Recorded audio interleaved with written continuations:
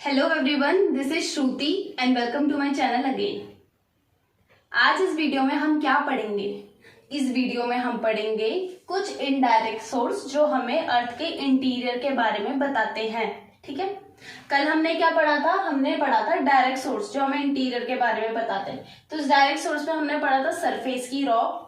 हमें direct source में क्या पता था कि सरफेस की रॉक बताती है कि अर्थ के नीचे क्या है।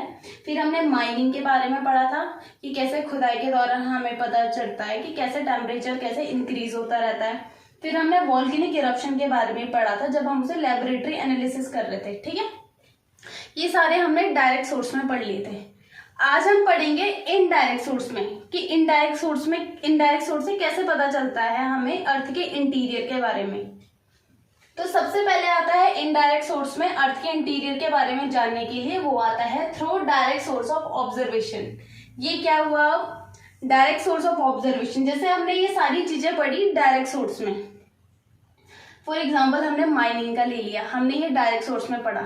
हमें पता चला कि जब हम नीचे खुदाई करते हैं, ठीक है, अर्थ के इंटीरियर में, तो हमें क्या पता चलता है कि टेम्परेचर क्या होता है, इंक्रीज होता रहता है, हाई होता है टेम्परेचर। ठीक है, ये हमें डायरेक्ट सोर्स से पता चला। अब हम इसी को ऑब्जर्व करेंगे और इसको हमने इनडायरेक्ट सोर्स में डाल दिया कि हमें ये डायरेक्ट सोर्स से ये जानकारी मिली, तो हमने इसको ऑब्जर्व कर लिया। ठीक है, ऑब्जर्व करके हमने इसे इनडायरेक्ट सोर्स में डाल दिया। ठीक है, ये था पहला पॉइंट। दूसरा हमें पता चलता है इनडायरेक्ट सोर्स में, वो होता है मीटियोर। मीटियोर क्या होता है पहले हम इसे जानते हैं, फिर हम इनडायरेक्ट सोर्स के बारे में पता करेंगे कि कैसे हमें मीटियोर से पता चलता है अर्थ के इंटीरियर के बारे में। अब कई बार आपने देखा होगा जब मैं आपको पिछला चैप्टर पढ़ा रही थी प्लैनेट के फॉर्मेशन के बारे में, तो मैंने आपको क्या बोला था प्लैनेट के फॉर्मेशन के बारे में कि जब बहुत सारी मटेरियल्स एक्रीट होते हैं तो फॉर्मेशन कर देते हैं प्लैनेट का। ठीक है, आप पूरी वीडियो जाके देख सकते हो वाली। ठीक है, तो मैंने आपको लास्ट में क्या बताया था, बहुत सारे मटेरियल क्या करते हैं, एक्रीट होते हैं, तब जाके वो क्या करते हैं, एक्रीशन की प्रोसेस के थ्रू प्लैनेट का फॉर्मेशन कर देते हैं। ठीक है, तो उसी में से कुछ मटेरियल ऐसे होते हैं जो स्पेस में रह के, जैसे कि मीटियोर भी उनमें से कुछ मटेरियल था। ठीक है, तो ऐसा माना जाता है कि जो अर्थ का मटेरियल था और जो मीटियोर था वो क्या है, सेम ही चीजों से बना है। ठीक है, सेम ही है एकदम। तो जब मीटियोर अर्थ में गिरता है, ठीक है, तो मीटियोर अर्थ में गिर गया तो मीटियोर्स को हम क्या कर सकते हैं, उसको भी एनालिसिस कर सकते हैं और उससे भी हमें इनडायरेक्ट सोर्स से पता चल जाए। वो भी एक इनडायरेक्ट सोर्स है जिससे हमें पता चल जाएगा कि अर्थ का इंटीरियर कैसा है। फिर पढ़ा हमने, फिर देखेंगे हम ग्रेविटी एनोमली। अब ग्रेविटी एनोमली क्या होता है ये देखो, जो हमारी अर्थ है, ठीक है, ये हमारी अर्थ है। ठीक है, इसका शेप कैसा है, जियोइड से शेप है।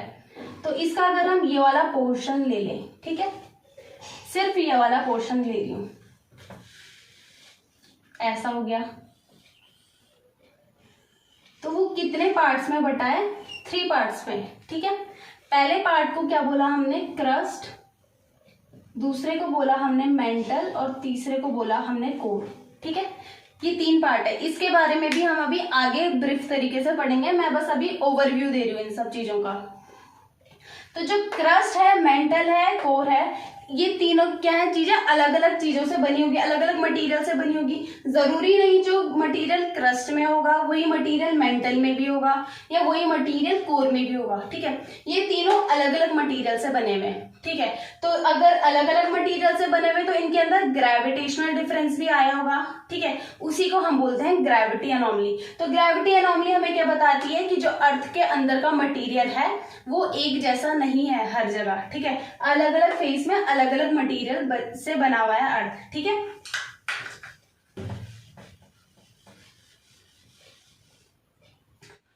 अब क्या है, मैग्नेटिक फील्ड। मैग्नेटिक फील्ड क्या होता है, अर्थ के कुछ अपने मैग्नेटिक फील्ड होते हैं। ठीक है, जैसे कि ये है नॉर्थ पोल और ये हो गया साउथ पोल। ठीक है, और ये पोल किससे इन्फ्लुएंस होता है, अर्थ के इंटीरियर से। ठीक है, तो जब भी मैग्नेटिक सर्वे होता है तो वो क्या बताता है, कहां पर मैग्नेटिक फील्ड स्ट्रांग है और कहां पर मैग्नेटिक फील्ड कम है। ठीक है, तो ये क्या बताता है, अर्थ के इंटीरियर के बारे में बताता है मैग्नेटिक फील्ड।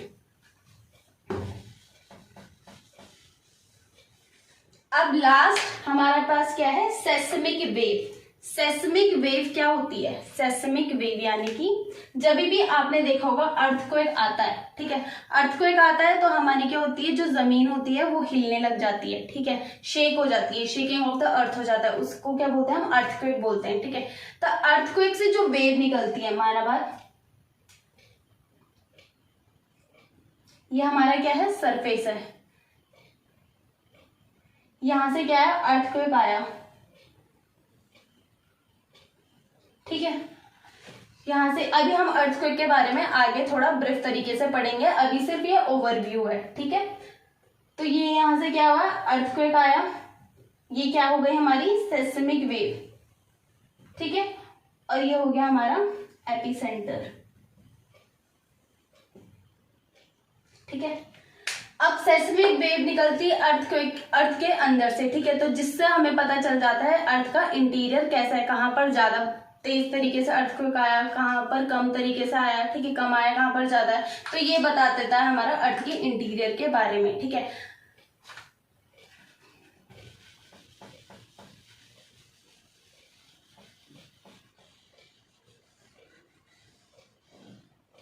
तो इन्हीं सब चीजों से हमें क्या पता चल जाता है कि अर्थ का इंटीरियर कैसा है। हमने आज अर्थ के इंटीरियर के बारे में क्या क्या पढ़ा, कैसे कितने कौन से सोर्स पढ़े? इनडायरेक्ट सोर्स में हमने पढ़ा through the observation of direct source, ठीक है। फिर हमने पढ़ा मीटियोर के बारे में, फिर हमने पढ़ा ग्रेविटी एनोमली के बारे में पढ़ा हमने, फिर मैग्नेटिक फोर्स और सेस्मिक वेव के बारे में पढ़ा हमने। ये थे कुछ डायरेक्ट सोर्स, ये थे कुछ इनडायरेक्ट सोर्स, ठीक है। अगर आपको वीडियो अच्छी लगी होगी तो please like, share and subscribe जरूर कर देना। Thank you so much.